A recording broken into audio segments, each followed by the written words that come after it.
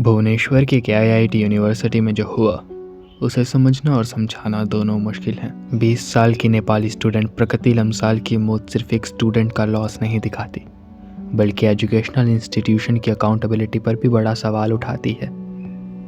प्रकृति, जो 3rd year BTech computer science student थी, 16 फरवरी 2025 को अपने हॉस्टल रूम में मृत पाई गई। पहले भी उन्होंने आद्विक श्रीवास्तव नाम के व्यक्ति के खिलाफ हैरेसमेंट और इमोशनल ब्लैकमेल की कंप्लेंट्स दी थी, लेकिन यूनिवर्सिटी एडमिनिस्ट्रेशन ने एलिगेटली कोई सब्सटेंशियल एक्शन नहीं लिया।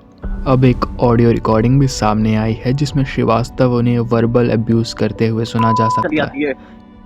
मेरी मेहनत स्टार्ट किया, माफी मांग प्रकृति, मेरे मुंह मत ला यहाँ से। अभी कुछ माफ करता हूँ। इससे कंफर्म होता है कि उनका हैरेसमेंट और प्रेशर रियल था। पुलिस इन्वेस्टिगेशन भी इसी डायरेक्शन में बढ़ रही है।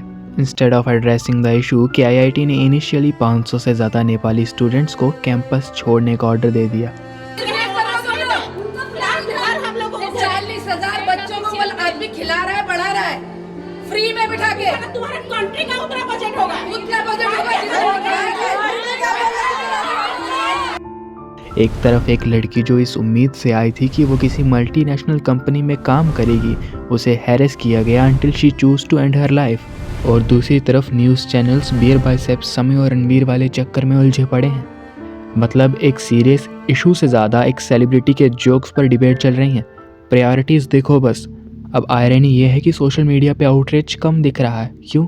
क्योंकि यहाँ कोई एल्गोरिथम फ्रेंडली कंट्रोवर्सी नहीं है, कोई पॉलिटिकल या रिलीजियस एंगल नहीं है, बस एक स्ट्रेट फॉरवर्ड क्राइम है जो सिस्टम की वल्नरेबिलिटी दिखाता है। सेम आरजीकर कोलकाता केस में भी हुआ था। जब तक सोशल मीडिया पर ट्रेंड नहीं बना तब तक कोई मीडिया और पॉलिटिशियंस ने ध्यान नहीं दिया। जब तक मैटर पे कोई हाइप नहीं होती तब तक सिस्टम भी चुपचाप चलता रहता है। सबसे बड़ा आयरनी तो ये है कि कॉलेजेस और यूनिवर्सिटीज़ वो जगह होनी चाहिए जहाँ स्टूडेंट्स अपने आप को सेफ और सिक्योर महसूस करें, लेकिन अगर एक स्टूडेंट को अपने ही कैंपस में प्रोटेक्शन ना मिले और एडमिनिस्ट्रेशन उसकी कंप्लेंट्स को नज़रअंदाज कर दे तो स्टूडेंट सेफ्टी का फ्यूचर क्या होगा? ऐसे इन्वायरमेंट्स में जहाँ स्टूडेंट की सिक्योरिटी भी इंश्योर्ड नहीं है, क्या हायर एजुकेशन एक सपने की तरह देखा जा सकता है? क्या किसी भी पेरेंट के लिए ये पॉसिबल होगा कि वो बिना किसी चिंता के अपने बच्चों को कॉलेज भेजें? ये सिर्फ केआईआईटी यूनिवर्सिटी का नहीं बल्कि हर एजुकेशनल इंस्टीट्यूशन का मुद्दा है।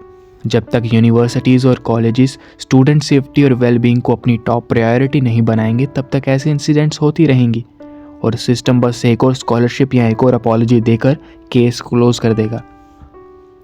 बट रियल चेंज तब आएगा जब हम इस इशू को इग्नोर ना करें और इंस्टीट्यूशन को अकाउंटेबल बनाएं। खैर, मैं इतना मैच्योर तो नहीं हुआ हूँ कि आपको कुछ समझा पाऊँ। मैं खुद एक स्टूडेंट हूँ जिसका सफ़र बस अभी शुरू ही हुआ है, पर जब इस तरह की घटनाएं सामने आती हैं तो हर स्टूडेंट के अंदर एक डर बैठ जाता है कि क्या होगा हमारे भविष्य का। उम्मीद करता हूँ आगे सब सही हो।